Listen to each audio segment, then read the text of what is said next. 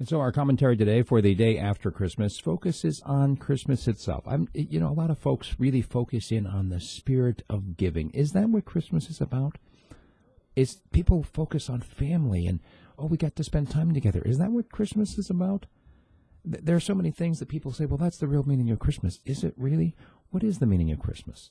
You think about the actual word, Christ Mass. It comes from the tradition of celebrating Mass for Christ on his birthday. But even that, the issue here is that at a specific point in time, at a particular place, this is a space-time continuum focal point, that God entered history. This indescribable, all-powerful being came in, broke through our reality, and became one of us. For what purpose?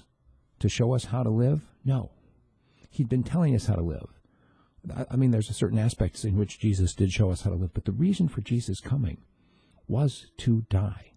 And people lose that a lot. Obviously, it's not just about Santa Claus and all that. That goes back to Saturnalia, which, let me tell you, that's a fun one in and of itself. Just the idea that Christians have hijacked a pagan holiday and tried to make it into something Christian. We're not commanded to celebrate Christ's birth anywhere in Scripture. We are commanded to celebrate his death and his resurrection. And before you start criticizing people for how they celebrate Christmas, it would be better, I think, to look at ourselves, as in 1 Corinthians, and examine ourselves about how we are celebrating the Lord's death and resurrection. That would be my Christmas message here today, in terms of saying, look, here it is, day after Christmas. Now that everybody's all done with their bacchanalia, they've done with all their celebrating, all of the other stuff that happens, the songs, the Christmas tree, all of these holdovers from pagan traditions, people giving gifts to each other, really not important. Spending time as a family, that should be done more often than it is anyway. But the real reflection I'd like to encourage, for myself and anyone who's listening to this, is how do you celebrate the Lord's death? And do you? Does it mean anything to you at all that the claims of this person, this Jesus, claimed to be God himself? He came and he said, come follow me, and I will make you fishers of men.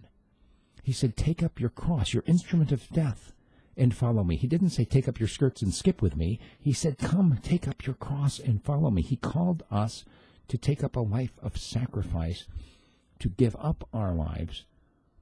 For what purpose? To grow his kingdom. Not to make people do what we tell them to do, not to coerce people, not to guilt people, not to scare people, but to convince people, to plead with them, be reconciled to God. That's what the Christmas message is all about. That's why Jesus came. He came to reconcile man to God. And that's my commentary for today. If you like what I'm doing, please consider becoming a sponsor, either through Patreon or through a direct subscription at my website, radiofreespeech.com. Thanks.